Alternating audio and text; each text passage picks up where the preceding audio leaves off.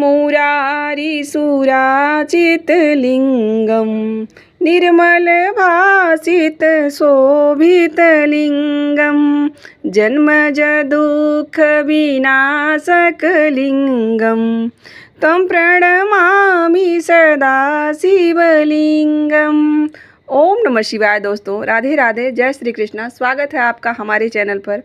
आज हम भगवान शंकर के एक और ज्योतिर्लिंग की कथा लेके आए हैं। कथा प्रारंभ करने से पहले अगर आप हमारे चैनल पे नए हैं तो प्लीज़ चैनल सब्सक्राइब कर लीजिए, बेल आइकन प्रेस कर दीजिए और एक प्यारा सा लाइक कर दीजिए। तो चलिए कथा प्रारंभ करते हैं। हर हर महादेव। आदिदेव महादेव के प्रमुख 12 ज्योतिर्लिंगों की में से आज हम चौथे ज्योतिर्लिंग ओंकारेश्वर महादेव की कथा जानेंगे। यह मंदिर ओंकारेश्वर मंदिर मध्य प्रदेश के खंडवा जिले में मंधाता नामक द्वीप पे स्थित है। कहा जाता है कि इस द्वीप का आकार ओम जैसा है। यहाँ पर ओम के आकार में ही नर्मदा नदी भी बहती हैं। इस मंदिर के पास में ही एक और शिवलिंग है जिसका नाम है ममलेश्वर मंदिर। यह मंदिर नदी के दक्षिण तट पर है और तीर्थयात्री दोनों ज्योतिर्लिंग को शक्ति के समान रूप में साझा करने वाले मानते हैं और इसलिए एक साथ उनके दर्शन के लिए जाते हैं। इस प्रकार ओंकारेश्वर ज्योतिर्लिंग के स्थान पर एक नहीं बल्कि 2 शिवलिंग उपस्थित है। लेकिन आखिर ऐसा क्यों हुआ, इसके पीछे एक बड़ी ही सुंदर पौराणिक कथा है। आइए जानते हैं उस कथा के बारे में। हम सब जानते हैं कि भगवान के शुद्ध और अनन्य भक्त नारद मुनि इस सृष्टि का कल्याण करने हेतु अनेक स्थानों का विचरण करते रहते हैं। इस भौतिक माया और अनर्थ में फंसे हुए बुद्धिजीवों को भगवान की शुद्ध भक्ति का दिव्य पथ प्रदर्शित करने के लिए नारद जी हरदम कहीं न कहीं विचरण करते रहते हैं। देवर्षि नारद मुनि एक दिन विंध्याचल पर्वत से भेंट करने आए। जब विंध्याचल ने देखा कि उनके द्वार पर देवर्षि नारद मुनि पधारे हैं तो उन्होंने सम्मानपूर्वक उनका आदर सत्कार किया, बैठने के लिए उचित स्थान प्रदान किया और फिर विंध्याचल पर्वत ने नारद मुनि से कहा कि हे ऋषिवर, जगत में ऐसा कुछ भी नहीं है जो मेरे पास ना हो। मुझे कोई कष्ट नहीं है, मेरे पास सारी संपत्ति है, सब कुछ है। हालांकि सुनने में यह सामान्य शब्द लग रहे थे, लेकिन विंध्याचल पर्वत के इन शब्दों के पीछे छुपे हुए थोड़े से अहंकार को भगवान नारद मुनि ने तुरंत ही भांप लिया और उन्होंने देख लिया कि अब यह विंध्याचल पर्वत में थोड़ा सा अहंकार आ गया है। तो नारद मुनि ने भगवान के शुद्ध भक्त हैं, वो इस बात को तुरंत मान गए और उन्होंने विंध्याचल से आदर्श राजा पर्वतराज और भगवान के भक्त के अंदर थोड़ा सा भी गर्व आए, इसलिए उन्हें यह चीज़ बिल्कुल नदारद लगी, उन्हें अच्छी नहीं लगी। तो उन्होंने उनका उद्धार करने का सोचा।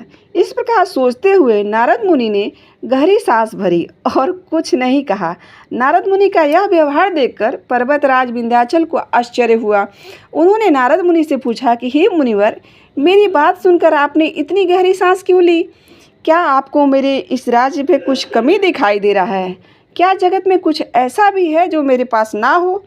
अगर हाँ तो अभी मुझे बताइए। नारद मुनि को तो इसी क्षण का प्रतीक्षा था।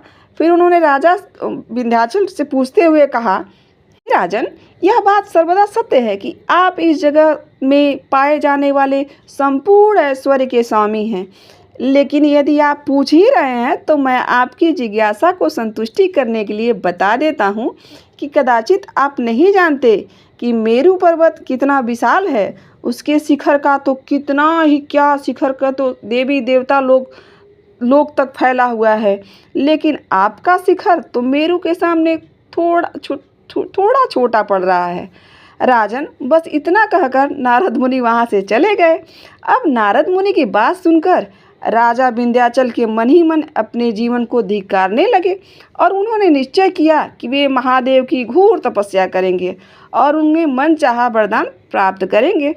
इस प्रकार निर्णय लेने के बाद राजा विंध्याचल मंधाता द्वीप पर पहुंच गए और वहां उन्होंने एक पार्थिव शिवलिंग की स्थापना की। इसके उपरांत अगले 6 मास तक उन्होंने भगवान शिव की घोर तपस्या की। अत्यंत तपस्या करने के बाद भगवान उनकी तपस्या से प्रसन्न हुए और उन्हें दर्शन दिए। महादेव से वरदान पाने का समय आया तो विंध्याचल ने कहा, हे प्रभु, आपके दर्शन पाकर मैं कृतज्ञ हो गया। मेरी यही इच्छा है कि आप मुझे ऐसे विवेक बुद्धि प्रदान करें जिसके उपयोग से मेरे सारे मनोरथ पूर्ण हों।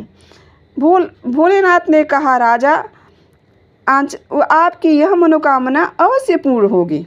और उन्होंने यह वरदान देते हुए महादेव वहाँ से प्रस्थान करने लगे। जब तो सभी देवी देवता और गण वहाँ प्रकट हुए और उन्हें भगवान शिव से प्रार्थना करते हुए कहने लगे कि प्रभु, कृपया आप इस पार्थिव शिवलिंग में अब सदैव निवास करिए और लोगों का कल्याण करिए। उनकी प्रार्थना से प्रसन्न होकर भोलेनाथ ने उनकी इच्छा पूर्ण की और जिस स्थान पर राजा विंध्याचल ने तपस्या की थी उसी मांधाता द्वीप में विराजमान हो गए। वहाँ जो एक ओंकार लिंग था वह 2 रूपों में विभक्त हो गया, प्रणव में और सदाशिव। ओंकारेश्वर नाम से विख्यात हुए और पार्थिव मूर्ति में जो शिव ज्योति प्रतिष्ठित हुई उसे परमेश्वर महादेव के नाम से जाना जाता है, जिसे हम आज ममलेश्वर महादेव भी कहते हैं। स्थापना के पश्चात सभी देवी देवताओं ने इन दोनों शिवलिंगों की पूजा आराधना की और उनमें प्राण प्रतिष्ठा भी कराई गई। ऐसा करने के पश्चात श्री सूत जी गोस्वामी जी को नैमिषारण्य में एकत्रित हुए सौनिक आदि ऋषियों से कहते हैं कि जो भी मनुष्य ओंकारेश्वर महादेव के दर्शन करता है उसे माता के गर्भ में पुनः नहीं आना पड़ता है, यानी कि वह इस भौतिक जगत से मुक्त हो जाता है। इस ज्योतिर्लिंग के विषय में एक और कथा आती है और वह यह है कि राजा मंधाता की ऐसा कहा गया है कि इक्ष्वाकु वंश महान राजा मंधाता ने इसी स्थान पर घोर तपस्या की थी और उनकी तपस्या के फलस्वरूप भगवान शिव ने उन्हें दर्शन दिए और वह स्थान ज्योतिर्लिंग के रूप में प्रकट हुए। भगवान शिव सदैव अपने भक्तों की मनोकामना पूर्ण करने के लिए तत्पर रहते हैं और इसीलिए चाहे देवता हो या असुर हो, वे सभी उनकी शरण ग्रहण करते हैं। मध्य प्रदेश के खंडवा जिले में स्थित यह ओंकारेश्वर ज्योतिर्लिंग अत्यंत सुंदर, भव्य और यह मंदिर 5500 वर्ष से भी अधिक पुराना माना गया है।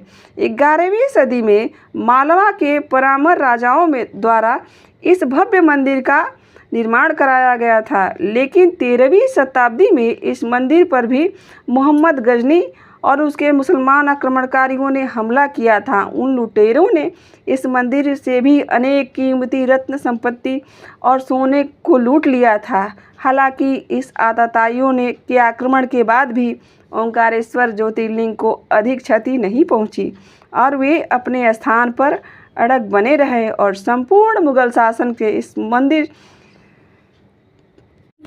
शासन में यह मंदिर चौहान राजाओं के अधीन रहा, लेकिन मंदिर में ज़्यादा नवीनीकरण नहीं हो पाया। बाद में 19वीं शताब्दी में होलकर शासकों द्वारा इसके भी विशेषकर रानी अहिल्याबाई होलकर ने इस संपूर्ण मंदिर का जीर्णोद्धार करवाया, पुनर्निर्माण करवाया और इसे उनका पौराणिक गौरव प्रदान किया। तो दोस्तों, यह थी ओंकारेश्वर ज्योतिर्लिंग की संपूर्ण कथा। कैसी लगी कमेंट करके ज़रूर बताइएगा और अगर आपको कथा थोड़ी भी अच्छी लगी हो तो प्लीज़ हमारे चैनल से भी जुड़िए। आज के लिए इतना ही, मिलते हैं किसी और कहानी के साथ। राधे राधे, हर हर महादेव, जय श्री कृष्णा।